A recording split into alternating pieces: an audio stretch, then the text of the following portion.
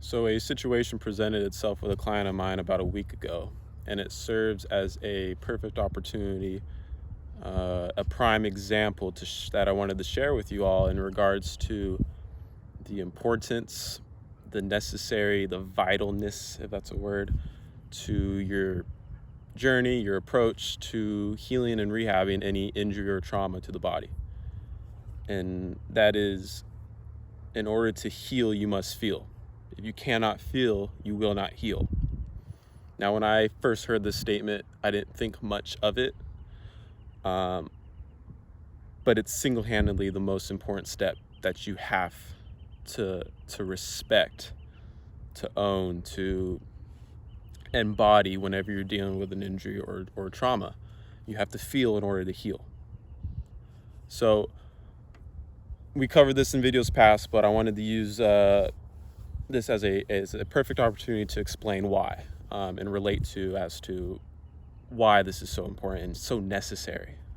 So this individual, she came to me with a diagnosis of arthritis in the knee. So go down that rabbit hole, explain what that is. It's just, all right, you have inflammation in the joint, so you have a healing joint.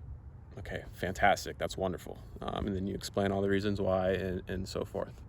Now, here's where the dilemma comes into play, and that is she got to the point where the conversation that the body was having with her was just too great, too extreme to handle. The pain was immenseful, right? Body was letting her know, hey, we need to change. Something's got to change. We're not very happy right now. However, given the circumstances, and it varies from person to person, she had to work, she had to take care of family, she had to do X, Y, and Z, and so she opted to get a cortisone shot. Not something that I would do, but I understand why, right? We all have our obligations that we have to respect sometimes.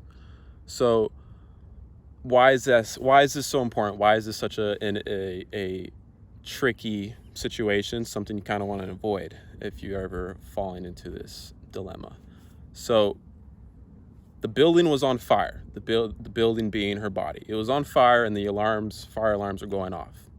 What we did with this cortisone shot is we literally grabbed the fire alarms and threw them out the window, but the building was still on fire. The conversation, we turned down that TV. The body was saying, hey, pay attention to me, something's got to change, and we just told it to shut the F up. Now, why is that important? Why is this so extreme? Why do I make it sound like it's a life or death situation? Well, now we think, okay, now that there's no pain, I can go return to whatever set activity that I desire. And usually that activity is what caused the expression of a symptom, which is, in her case, arthritis in the knee, to appear. So no more pain. Now I can go bike again. I can go dance again. I can go do whatever I want because there's no pain, right? So it means I'm good to go. So that's where we fall into the trap of using pain as a marker. And pain is a shitty marker to go off of when we're dealing with an injury. It's the last thing to show up and the first thing to go away.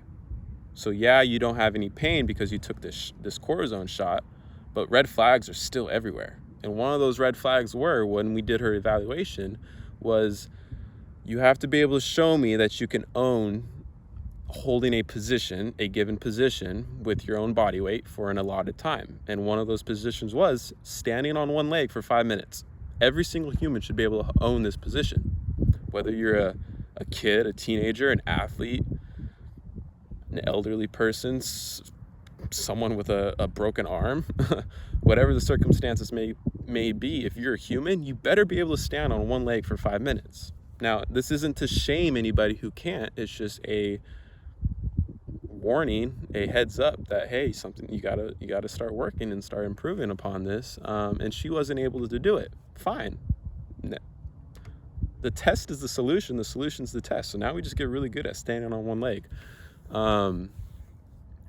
Now, if you aren't able to own the prerequisites of whatever activity that you desire to do, in this case, it was biking.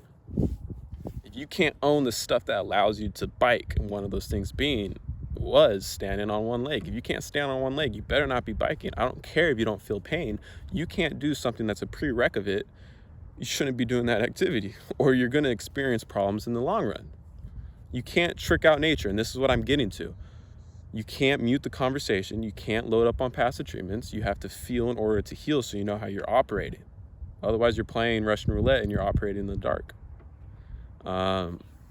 So you can only trick out nature for so long. So yeah, she doesn't feel pain right now. What's going to happen a month from now? What's going to happen 3 months from now? Maybe a year, maybe 5 years. The body was screaming at her with this knee pain. We just told it to shut the F up. Now we're returning to the activity that caused our body to yell at us. Guess what's going to happen later down the line? She's not just going to yell. She's going to take you out. She's going to let you know, hey, you've been ignoring me for so long. Guess what I'm going to do to you? And that's where the big problems lie. So if you can take one thing away from this video, that is respect the body's conversation. Respect its symptoms. It's just trying to get your attention. It's the conversation. It's the guide. It's the healing response. Remember, you need to feel in order to heal.